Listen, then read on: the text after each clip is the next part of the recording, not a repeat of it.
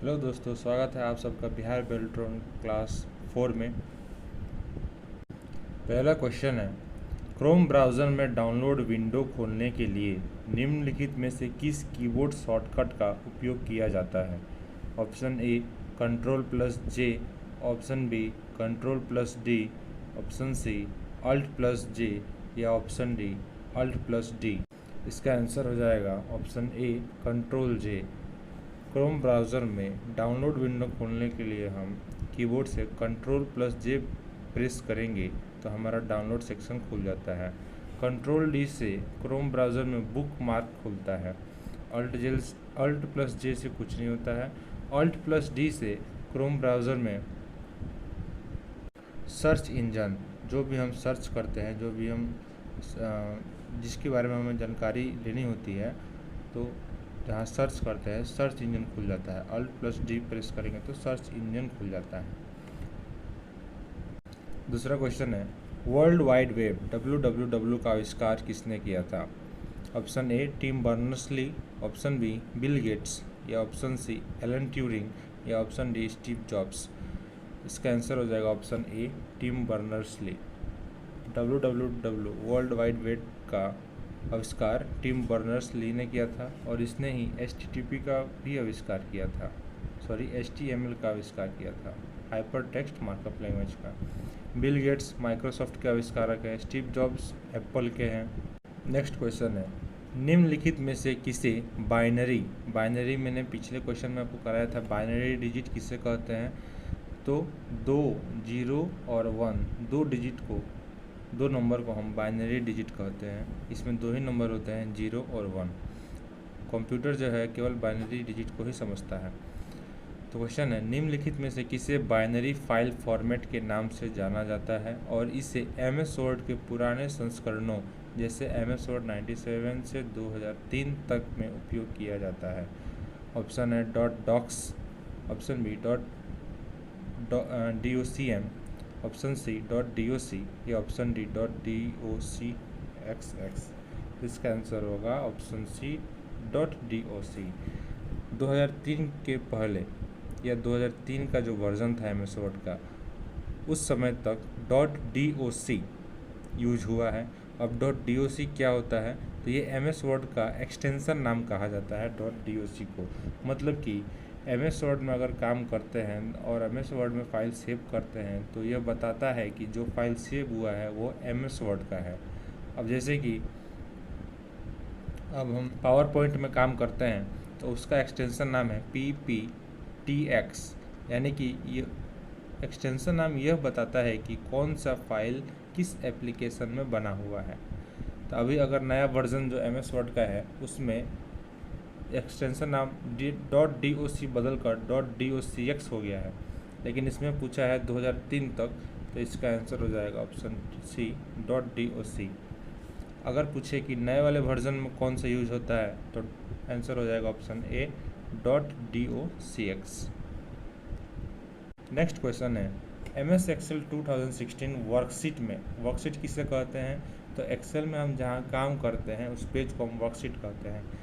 तो वर्कशीट में जब आप A1 सेल, A1 मतलब कि कॉलम A और रो 1, कॉलम A और रो 1, A1 सेल को सेलेक्ट करते हैं और शिफ्ट की के साथ C5 सेल पर क्लिक करते हैं तो कुल कितने सेल सेलेक्ट होंगे? इसका आंसर होगा ऑप्शन डी 15। इसको हम फिगर पे समझ लेते हैं। यहाँ देख सकते हैं कि एक्सेल फाइल खुला हुआ है। ये हमारा हो गया A1 सेल और ये हमारा हो गया C5 सेल। अब इसमें गिन लीजिए कितना सेल मेरा सेलेक्ट हुआ है। तो 1 2 3, फिर 1 2 3 4 5, 5 × 3 = 15 सेल्स। टोटल हमारे कितने सेल सेलेक्ट हुए हैं? 15 सेल सेलेक्ट हुए हैं। तो इसका आंसर हो जाएगा ऑप्शन डी 15। नेक्स्ट क्वेश्चन है, MS Excel 2016 वर्कशीट की सेल में संख्याओं का डिफ़ॉल्ट यानी कि ऑटोमेटिकली जब हम खोलें तो ऑटोमेटिकली पहले से ही उसे हम डिफ़ॉल्ट कहते हैं। डिफ़ॉल्ट क्षैतिज संरेखण यानी कि हॉरिजॉन्टल अलाइनमेंट, सीधे यानी कि खड़ा को हम वर्टिकल कहते हैं और जो लेटा हुआ होता है उसे हम हॉरिजॉन्टल लाइन कहते हैं। तो हॉरिजॉन्टल अलाइनमेंट क्या होता है? Option A centre, option B left, option C right या ऑप्शन डी जस्टिफाइड। इसका आंसर होगा ऑप्शन बी लेफ्ट, क्योंकि जो बाय डिफ़ॉल्ट हॉरिजॉन्टल अलाइनमेंट होता है वो किसी भी एमएस एप्लीकेशन में, एमएस वर्ड हो, एमएस एक्सेल हो, पावर पॉइंट हो, उसका जो अलाइनमेंट होता है वो लेफ़्ट ही होता है। राइट अलाइनमेंट यानी कि अगर मान लीजिए ये हो गया हमारा बॉर्डर, राइट अलाइनमेंट करेंगे तो जो हमारा टेक्स्ट होगा वो राइट से लिखना चालू हो जाएगा। अब है जस्टिफाई। जस्टिफाई क्या होता है? तो ये हमारा अगर बॉर्डर हो गया, जो टेक्स्ट लिखेंगे वो दोनों तरफ से बराबर होगा, बराबर लिखा जाएगा। उसके बाद से सेंटर। सेंटर क्या होता है? तो जो भी ये बॉर्डर हो गया और जो भी हम टेक्स्ट लिखेंगे वो सेंटर से लिखना चालू होगा, सेंटर को मिलाएगा। तो जो हमारा बाय डिफ़ॉल्ट अलाइनमेंट होता है हॉरिजॉन्टल, वो हमारा लेफ़्ट होता है, ऑप्शन बी। नेक्स्ट क्वेश्चन है, टेलीफोन वायरिंग पर उच्च इंटरनेट गति प्रदान करने वाली तकनीक को क्या कहा जाता है? Option A ADLS, option B ALSD, option C ASLD या ऑप्शन डी ADSL। इसका आंसर होगा ऑप्शन डी ADSL। ADSL का फुल फॉर्म होता है asymmetric digital subscriber line. Asymmetric digital subscriber line. जब बात यहाँ इंटरनेट की हो रही है तो मैं आपको बता दूं, इंटरनेट का जो आविष्कार किया था वो विंडसर्फ ने किया था। इंटरनेट के आविष्कारक थे विंडसर्फ, और इंटरनेट का फुल फॉर्म होता है इंटरकनेक्टेड नेटवर्क। नेक्स्ट क्वेश्चन है, इंटरनेट एक्सप्लोरर। इंटरनेट एक्सप्लोरर क्या होता है? तो माइक्रोसॉफ्ट का जो ओल्ड वर्जन था इंटरनेट ब्राउज़र, जिसका जो ओल्ड वर्जन था उसे इंटरनेट एक्सप्लोरर कहते हैं।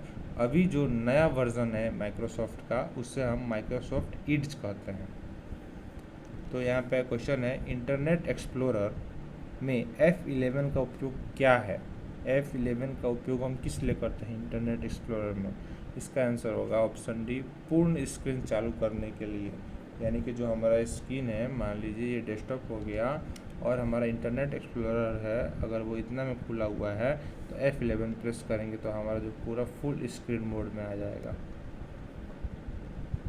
नेक्स्ट क्वेश्चन है, निम्नलिखित में से कौन से शॉर्टकट की, यानी यहाँ पे की होगा कुंजी,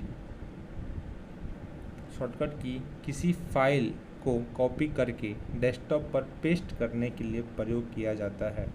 इसका आंसर होगा option B Ctrl+C + Ctrl+V। Ctrl+C से हम किसी फाइल को कॉपी करते हैं और जहाँ पेस्ट करना रहता है हम वहाँ पे Ctrl+V कर देंगे तो पेस्ट हमारा फाइल हो जाता है। नेक्स्ट क्वेश्चन है, कंप्यूटर शब्दावली में CLI का पूर्ण रूप क्या होता है? CLI का पूर्ण रूप होता है command line interface. Next question है, डैश में डार्क बाउंड्री वाले सेल को एक्टिव सेल कहा जाता है। अब यहाँ पे देखेंगे MS DOS में सेल होता नहीं है, MS वर्ड में भी सेल होता नहीं है, MS पावर पॉइंट में भी सेल नहीं होता है, तो कहाँ होता है? MS एक्सेल में। MS एक्सेल में ये मान लीजिए कॉलम और रो हो गया, यहाँ पे 4 सेल बने हुए हैं, जहाँ पर जिस सेल का बाउंड्री डार्क ब्लैक होगा उसे हम एक्टिव सेल कहते हैं। वीडियो अच्छा लगे तो लाइक और सब्सक्राइब करें और शेयर करें। जय हिंद।